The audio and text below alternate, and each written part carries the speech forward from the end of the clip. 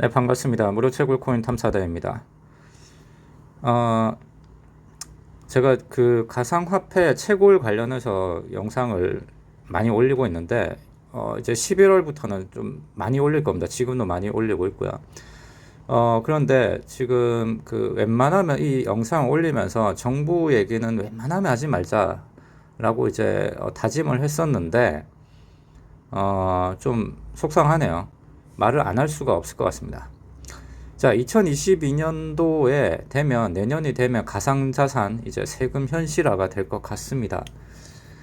자, 이 법에 대해서 개인적인 생각입니다. 주식으로 예전에 돈 번 사람들이 이 법안을 입법화하고 현재 젊은 세대들에게 유일한 탈출구가 될 수 있는, 그러니까 돈을 유일하게 벌 수 있는 이런 것을 가상화폐 규제를 하고 결국엔 과세를 해서 세금을 걷어들이겠다라고 밖에 안 보입니다.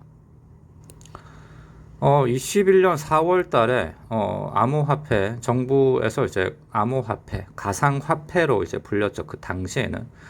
과세에 대해서 언급을 합니다. 자, 그런데 가상화폐는 자산으로 인정을 하지 않는다라고 해놓고, 이제 세금은 걷어들여야 된다라고 하는 논리죠. 자, 최근에 그 언제였습니까? 6월 달인가요? 7월 달인가요? 그 업비트에서 이제 정부 규제가 이제 특검법 시행한다라고 하니까, 20개가 넘는 그 가상화폐들을 출처상 낸 게 그건 범죄 아닙니까? 그것에 대해서는 전혀 그 법을 물지를 않고 이제 전체 이제 국민들에게 이 채굴이나 또는 이제 가상화폐에 대해서 이제 투자를 하고 있는 사람들에게 결국은 세금을 걷어들이겠다라고 하는 논리입니다.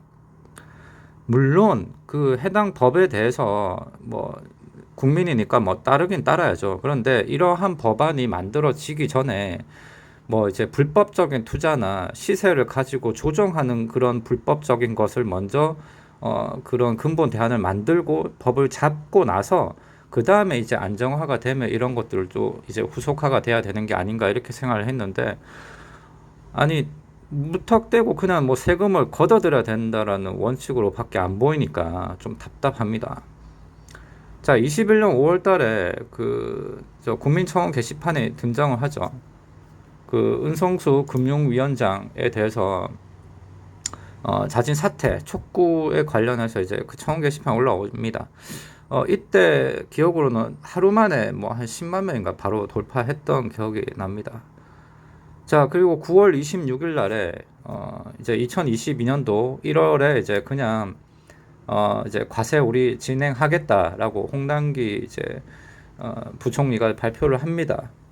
그 기획재정부와 이제 그 협의가 있었고 결국은 일단 2022년 1월 달에 과세 시행 결정을 합니다.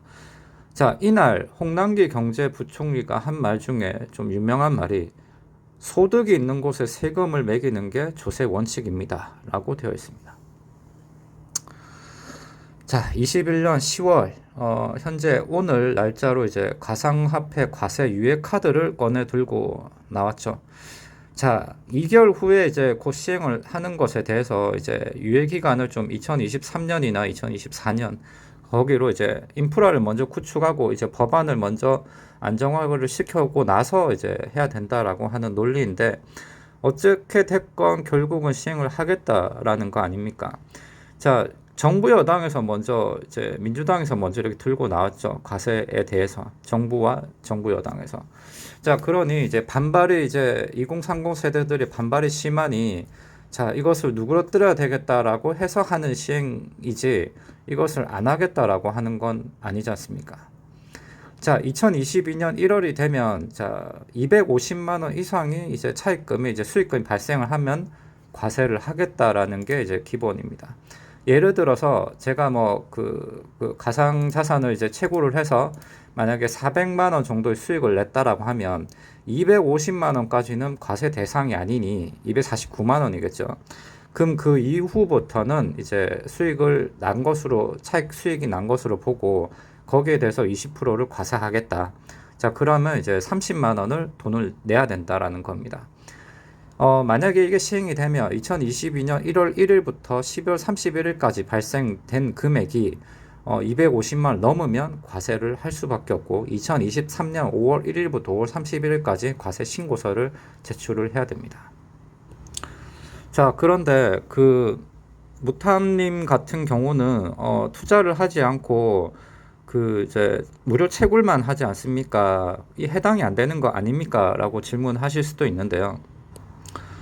현재 지금 저는 모든 거래소를 거의 한 8, 90%는 업비트로 이제 그 비트코인을 채굴하고 있기 때문에 비트코인과 솔라나 그리고 이더리움을 채굴하고 있기 때문에 이쪽으로 다 연결을 해놨죠.